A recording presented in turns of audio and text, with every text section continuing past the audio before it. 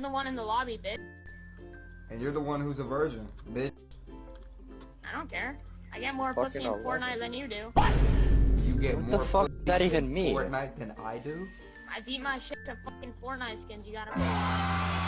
Gooner, a term that is being used today to describe some of the most down bad, degenerate people on this planet. Now, if you're above the age of 35 and don't know what I'm talking about, basically gooning is another word that means, well, self-pleasure. Now, when it comes to participating in that act, let's not lie, we've all done it at least once in our lives. However, that itself doesn't make you a gooner. Like, these people will make gooning 8 times a day seem like an actual sport. If you're the type of person to do a full-on 50-yard dash to the bathroom because you walked outside and happened to come across a tree with curves, then you genuinely need psychiatric help. Like, these people have no self-control. They'll find every and any way to satisfy their gooning needs no matter where they are. Public bathrooms, airplanes, concerts. This genuinely has me concerned for the next generation of people, because if we're at the point now where we have grown-ass adult men watching porn at public libraries, I can't even imagine the type of shit that people are going to be doing in the next 30 to 40 years. Because for some odd reason, it seems like right now we're seeing a massive spike in degenerate gooners. And what makes it worse, I'm not just pulling this out of my ass either. Like, there's actual statistics on this shit in big cities. Since 2023, it says that there's been a 51% increase in public complaints in New York City, and online forums of folks talking about how they witnessed people gooning on public transit in San Francisco. Like, bro, what the fuck happened to the days when our biggest fear was our parents or somebody walking in on us? Now every time I walk inside of a Starbucks, I gotta be aware of a fucking weirdo standing in the corner abusing his meat while watching people drink fucking lattes. What the fuck? What the fuck? What is— Like, seriously, no joke, it's like people have no shame anymore. It's honestly terrifying being an innocent civilian in today's society. Knowing motherfuckers will literally go as far as hiding under cars at car washes and gooning to random ass women's soapy feet. Being that level of a gooner definitely does irreversible damage to your brain and how you think. Because I genuinely have no idea how somebody's mind can come up with an idea that heinous for the sole purpose of rubbing one out. Like, we are dead ass in the middle of an actual gooner apocalypse, and I feel like it's only gonna get worse from here. Because, well, unfortunately, the rise of easily accessible explicit content is not slowing down or being banned anytime soon.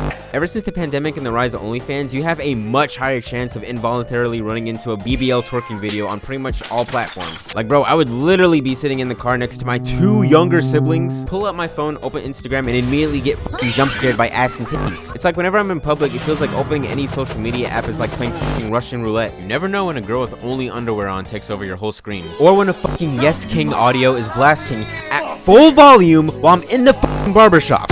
It's these type of things that really shape the people in today's gooner society. And the harsh reality is that a lot of big companies are seeing people's gooning addictions as an infinite money glitch. Especially video game developers, because like, bro, what the fuck is this? People buying video game skins on games such as Fortnite just to goon to them has somehow become the new normal. I remember when I downloaded Marvel Rivals for the first time, my girlfriend came up to me, looked at my computer, and was like, "Oh, so you're a gooner now? Is that what it is? You want to play this game because you're a gooner? Is that what it is?" Like, bro, I just want to get good at Spider-Man. Not only that, but before OnlyFans, we would also have a lot of female Twitch streamers ASMRs of them licking f***ing mics, or gaming streams with like half out. Now I know you're probably thinking, oh, that's not that bad because Twitch obviously banned those types of streams, right? Right? Nah. While other streamers were getting banned for stuff like smashing keyboards, sexual Twitch streamers were thriving. I'm not gonna go too deep into this because honestly it's old news. Twitch has never been fair when it comes to their guidelines and policies. I just want to bring this up because I just want to talk about how truly bad I feel for female Twitch streamers that aren't sexual in any way, shape, or form. I remember seeing a story that came out earlier this year about Pokimane, where basically her editor that was working for her started to become more and more late to videos being finished and edited to be posted on YouTube.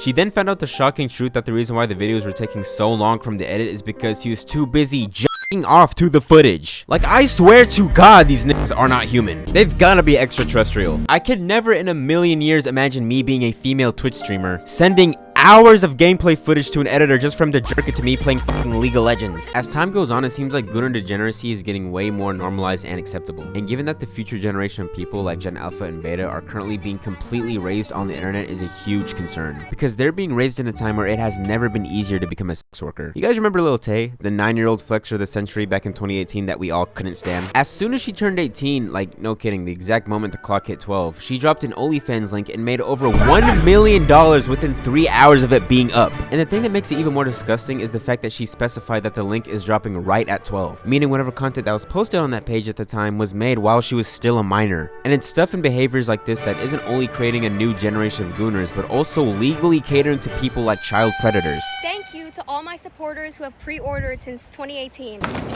And bro, thinking about all the unimaginable things that could potentially evolve from this way later on down the line genuinely gives me goosebumps. Especially with people taking advantage of all this new technology to really amplify this gooner apocalypse. And stuff like this is getting way too common, especially now since AI is taking over the planet. Like if you thought WWE, Hitler, or homosexual Jake Paul videos weren't creepy enough, now we have people literally making AI deepfaked porn videos of popular streamers. Like bro, seriously, how the f did we get to this level? All jokes aside, this has to be one of the most darkest things that's ever emerged from this whole AI takeover. Being a content creator and having your face digitally plastered on a body that isn't even yours, even though you or your content isn't sexual in any aspect, I can't begin to imagine the emotional and psychological damage that could do to somebody. Like no joke, this is a serious issue that needs to be solved. I would even argue that the people that make this kind of software and then sell them to these perverted creeps honestly deserve to be publicly executed. Like bro, if you would have told me 10 years ago that motherfuckers would be so down bad they would go to a TwitchCon for the sole purpose of showing up to a meet and greet and assaulting a Twitch streamer in broad daylight, yeah, I would have thought.